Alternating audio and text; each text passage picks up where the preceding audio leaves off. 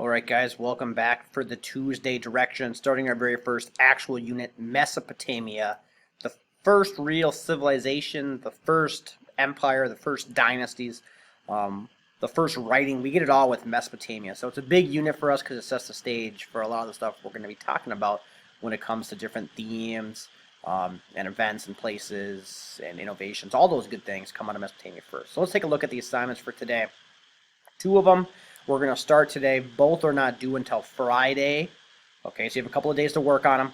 The first one is a vocab sheet. And on this one, I just want you guys to use the internet. You can use Google, you can use YouTube. But basically, you have your term here. These are all just the key terms from the unit.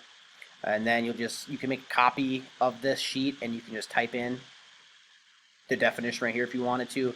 You can make a Google Doc where you have something like this, right, where you're typing in the term. Don't matter to me. You can print it off, handwrite it, and then take a picture of it. You guys know it by now, a million different ways. Just go through and give me the definitions. I expect the definitions to be a little bit different for everybody because we're not using like a book. There's really no one concrete answer. Well, there is for some of them, but you guys will get the gist once you get working. So, vocab sheet, again, not due until Friday. All right, now the second one we're doing is just an intro reading, just one of those reading guides that we've been kind of doing. So just read through it. It's all about the beginnings of Mesopotamia, kind of the first stuff that is going to be in our notes tomorrow. So a good precursor to that. Once you get here, we're going to skip number 2 again, and we're going to skip number 9 again. So just like we've done in the past.